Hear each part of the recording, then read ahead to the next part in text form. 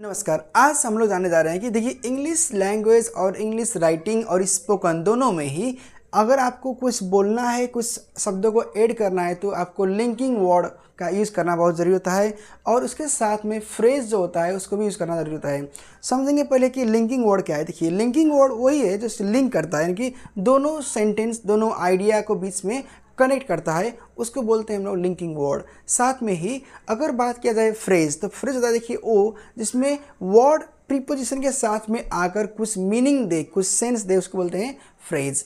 देखिए दोनों इसमें आया है। अगर प्रीपोजिशन के साथ में कोई वर्ड आता है उसको बोलते हैं हम लोग फ्रेज। अगर वर्ड अलग अपने ही एक आता है, मीनिंग लेकर आता है, जिसको बोलते हैं वर्ड। अगर सेंटेंस को जोड़ने के लिए यूज होता है तो उसको बोलते हैं लिंकिंग वर्ड। अगर सेंटेंस को शो करने के लिए आता है तो उसको बोलते हैं फ्रेज, कोई मीनिंग देकर आता है। तो देखिए समझते हैं लिंकिंग वर्ड क्या है। इट इज़ अ वर्ड और phrase that connects ideas, sentences और paragraphs to make the meaning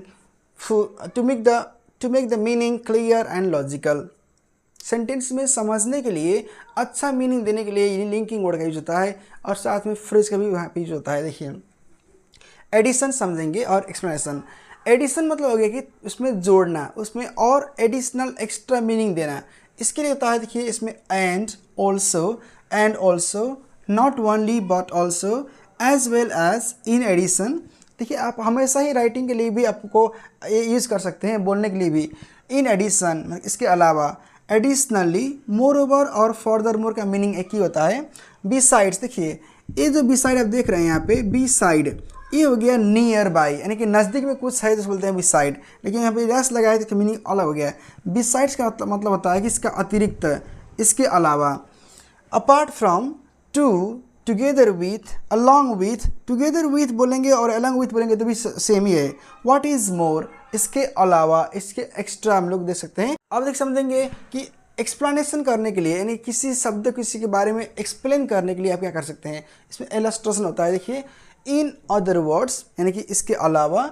for one thing, इसको अगर हम लोग शो करेंगे, हाईलाइट करेंगे, तो हाईलाइट करने के लिए भी समझ में आता है कि ये करना पड़ेगा। एज एन इलस्ट्रेशन, नेमली, अगर मान लीजिए 4-5 को देश का नाम दिया है, उसको अगर आपको दिखाना है तो क्या करना है, नेमली, क्या क्या का नाम दिया है तो आप कर सकते हैं। फॉर एग्जाम्पल, फॉर इंस्टेंस एक ही है। टू इलस्ट्रेट यानी कि दिखाने के लिए। टू क्लैरिफाई, टू एक्सप्लेन और टू एलाबोरेट। टू डेमोन्स्ट्रेट, ये भी मतलब टू शो करने, दिखाने के लिए। टू एम्फेसाइज मतलब इसको फोकस करने के लिए। और सच एज, इंक्लूडिंग, लाइक और एज का मीनिंग तो एक ही होता है। और इन डिटेल, देखिए एज होता है ये रीजन देने के लिए भी इसमें यूज होता है, लेकिन अगर बात किया जाए एग्जाम्पल देने के लिए भी लाइक और एज हम लोग कर सकते हैं। इन डिटेल भी उसमें होता है।